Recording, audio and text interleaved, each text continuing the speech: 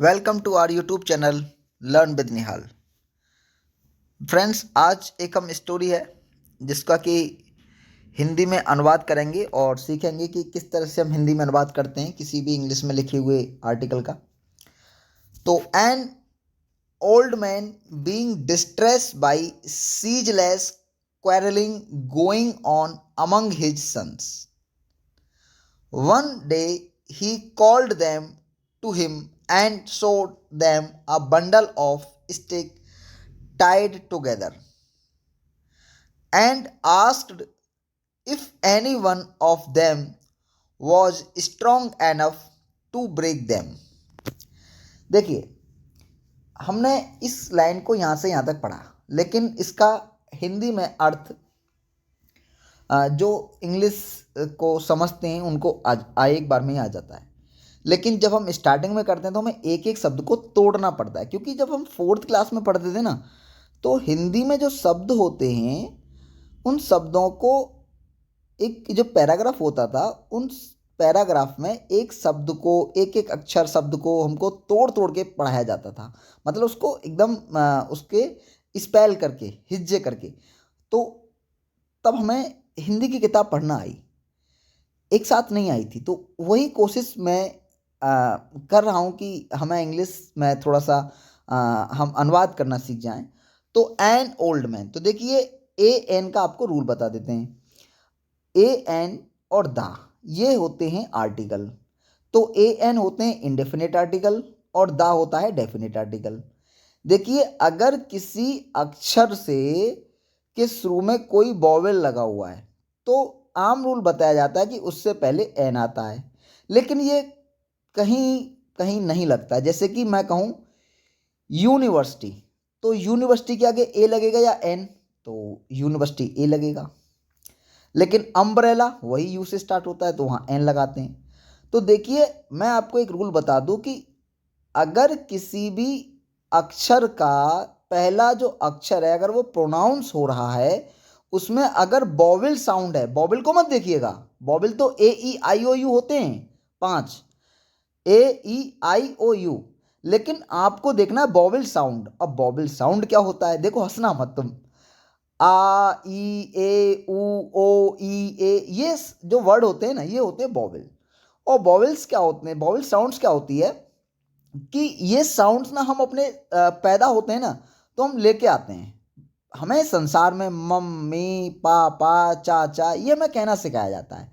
लेकिन अब कोई बच्चा पैदा होता है तो तुरंत रोने लगता है, और रोएगा तो देखो ये आ ई ए ऊ की आवाज़ ही आएगी। ये सिर्फ मनुष्य नहीं बल्कि पशु पक्षी भी इस आवाज़ का प्रयोग करते हैं। जैसे कौवे की आवाज़, कुत्ते की आवाज़, गाय की आवाज़, शेर की आवाज़ निकालिएगा तुम। तो अगर किसी अक्षर का जो पहला जो किसी शब्द का पहला जो अक्षर है, अगर उसकी साउंड वॉवेल है तो हम उसके पहले एन लगाएंगे। जैसे कि ए में, जैसे एम है लेकिन आवाज़ क्या रही है, ए आ रहा है, तो एम ए, तो हम लगाएंगे एन एम ए। ठीक है, तो चलिए, जब मैं आर्टिकल आपको कराऊंगा तो वहाँ इसको और डिटेल में देखेंगे। बहरहाल मैं इतना बताना चाहता हूँ कि अगर किसी भी अक्षर को हम पढ़ते हैं, सॉरी, शब्द को हम पढ़ते हैं, उसका जो पहला अक्षर है उसका अगर वॉवेल साउंड आ रहा है तो हम उसके पहले एन लगाएंगे, और कॉन्सोनेंट साउंड है तो हम ए लगाएंगे। तो एन ओल्ड मैन, एक बूढ़ा व्यक्ति, बीइंग डिस्ट्रेस, मतलब डिस्ट्रेस था, बीइंग हो रहा था क्या, डिस्ट्रेस यानी कि परेशान, बाई मतलब से, सीजलेस, सीजलेस होता है लगातार, सीजलेस मतलब लगातार, कॉन्टिन्यूस का सिनोनिम है ये सीजलेस। क्वेरलिंग, क्वेरलिंग मतलब लड़ाई से, लड़ने से, लड़ने से। गोइंग ऑन, जो चल रही थी। अमंग, बीच में। देखिए, बिटवीन और अमंग ये बीच की मीनिंग होती है। अब दो लोगों की बात होती है बीच में, दो लोगों के बीच की बात है तो बिटवीन आता है, और जब दो से अधिक की बात होती है तो हम अमंग, अमंग प्रीपोजिशन का प्रयोग करते हैं। अमंग बीच में। हिज मतलब उसके, अब हिज यहाँ क्या है, पजेसिव प्रोनाउन, ये किसके हिसाब से आया, एन ओल्ड मैन के हिसाब से। तो हिज सन्स, उसके पुत्रों के बीच में। वन डे, एक दिन, ही कॉल्ड देम, उसने उन्हें बुलाया, टू हिम, अपने पास, एंड शोड, और दिखाया, पास्ट इंडेफिनिट वर्ब की सेकंड फॉर्म। जैसे ठंडा मतलब कोका कोला, वर्ब की सेकंड फॉर्म मतलब पास्ट इंडेफिनिट। शो देम उनको, अ बंडल ऑफ स्टिक मतलब लकड़ियों का एक गट्ठा, टाइड टुगेदर और जिसको बांध दिया उसने, टाइड टुगेदर, टाइड का मतलब यह बांधना, टुगेदर एक दूसरे से लकड़ियों को।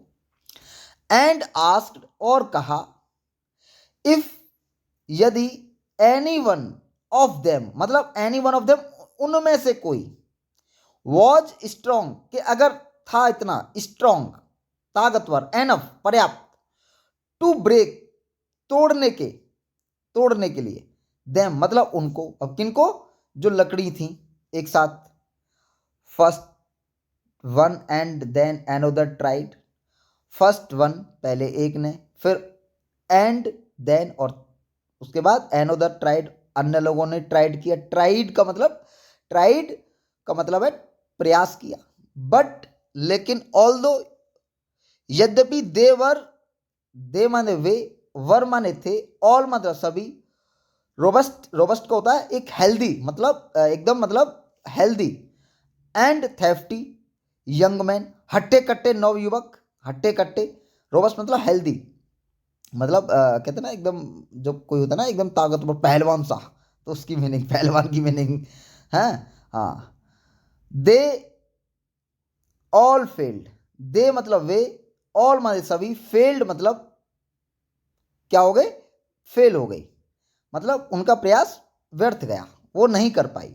फेल्ड मतलब असफल हो गई अगर हम हिंदी में कहें तो। ही देन अनटाइड, उसने क्या किया, अनटाइड कर दिया द बंडल, किसको, बंडल को, बंडल मतलब जो लकड़ी का गट्ठर था उसको। एंड टोल्ड देम और कहा, देम मतलब उनसे, टू ब्रेक तोड़ने के लिए, ईच स्टिक प्रत्येक लकड़ी को, वर सून ब्रोकन इनटू पीसेस और जल्दी ही उन्होंने ब्रोक मतलब तोड़ दिया, इनटू मतलब लकड़ियों को, इनटू पीसेस मतलब टुकड़ों में। 10 मतलब इस प्रकार, अब 10 का मतलब यहां पे क्या है, इस प्रकार।